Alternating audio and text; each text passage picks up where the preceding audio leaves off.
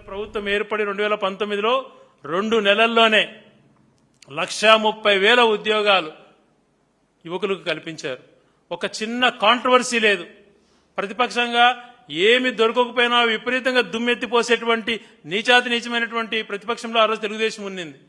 వాళ్ళు కూడా నోరు తెరలేని పరిస్థితులలో అంత హుందాగా ఆ రోజు 1,30,000 ఉద్యోగాలు బ్రహ్మాండంగా ఇస్తే ఈ రోజు గత ప్రభుత్వం ఇచ్చినటువంటి డిఎస్సిది జగన్మోహన్ రెడ్డి గారి ప్రభుత్వంలోనే 11,000 మంది డిఎస్సి పోస్టులకు ఇచ్చారు.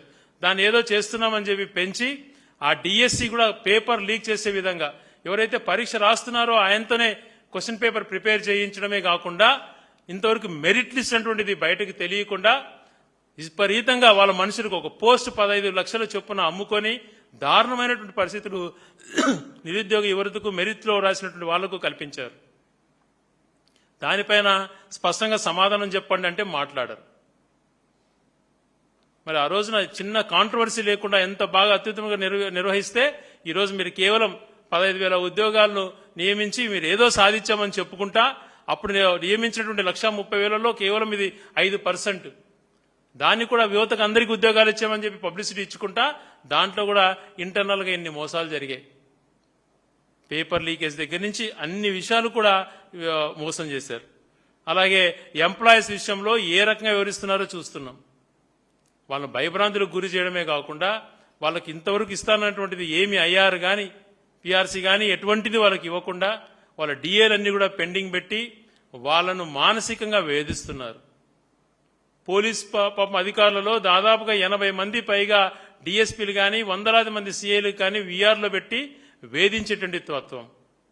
ఐపీఎస్ ఆఫీసర్లు పాపం వాళ్ళు చేసినటువంటి పనులు దాన్ని ఏదైనా ఉంటే చట్ట ప్రకారం పెట్టాలి కానీ అలా కాకుండా వేధిస్తూ సస్పెండ్కు గురి చేసి వాళ్ళని మానసిక వేదనకు గురి చేపిస్తున్నారు.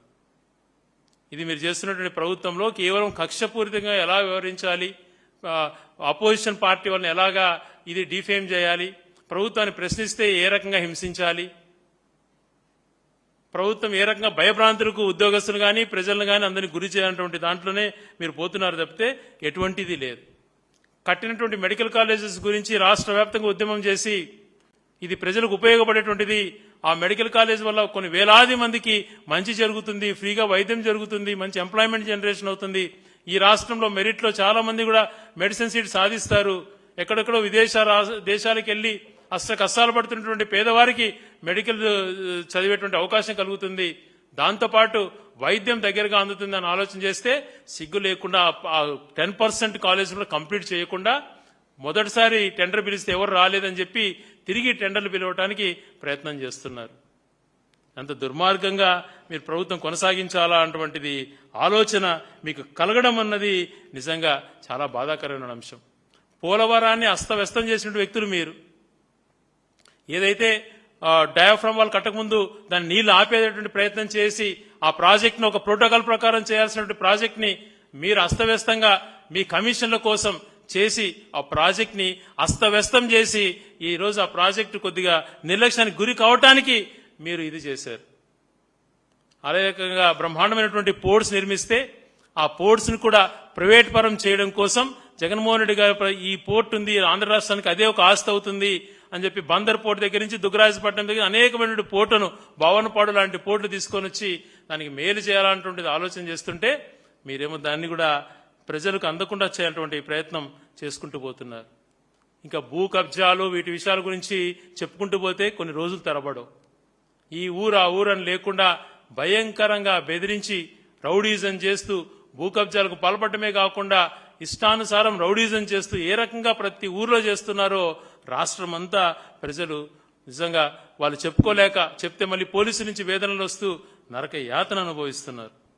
మంచి చేశారు ప్రభుత్వంలో గతంలో జగన్మోహన్ రెడ్డి గారు మంచి అయినటువంటి ఆలోచనతో ప్రతి ఒక్కరికి కూడా ఎవరికి కూడా చెందాల్సిన భూములకు చెందాలా, ఒక డాటర్ ల్యాండ్స్ అన్నటువంటిది చుక్కల భూములు అన్నటువంటిది ఎప్పటి నుంచో ఉన్నటువంటి ఆ సమస్య పరిష్కారంగా అంశాన్ని ఒక తాటిపైకి తెచ్చారు.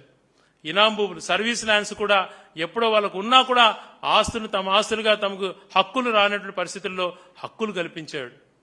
20 సంవత్సరాలు చెందినటువంటి ఒక భూమికి అసైన్మెంట్ ల్యాండ్కు హక్కులు కల్పించి వాళ్ళకు మంచి చేయాలనేటువంటి ఆలోచనతో వాళ్ళకు ఎప్పుడు పర్మనెంట్ గా ఒక ఆస్తి క్రియేట్ కావాలా, తద్వారా వాళ్ళ జీవితాలు మెరుగుపడాలని ఆలోచన చేసి మంచి చేస్తే ఈరోజు మీ దోపిడీకి ఉపయోగించుకుంటున్నారు.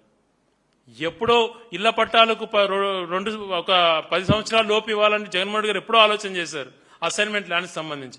ఇప్పుడు మీరేదో చేస్తున్నట్టుగా బిల్డప్ ఇచ్చుకుంటూ అప్పుడు జగన్మోహన్ రెడ్డి గారు ఇచ్చినటువంటి జీవోలను అన్ని కూడా అస్తవ్యస్తం చేసి ఇప్పుడు దోపిడీకి మీరు మార్గం ఏర్పరచుకొని మీ కడుపు నిండినాక కొంతమందికి అక్కడక్కడ కొన్ని పనులు చేస్తున్నారు తప్పితే పూర్తిగా రెవెన్యూ వ్యవస్థలో అస్తవ్యస్తం భ్రష్టు పట్టించి చేస్తున్నారు.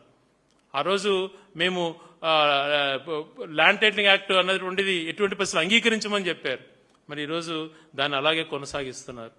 ఆ రోజు జగన్మోహన్ రెడ్డి గారు చేస్తే ఒక రకంగా మాట్లాడారు, ఈరోజు మీరు అదే కొనసాగిస్తూ మళ్ళీ జగన్మోహన్ రెడ్డి గారినే విమర్శించేటువంటి పరిస్థితులు మనకు వస్తున్నాయి.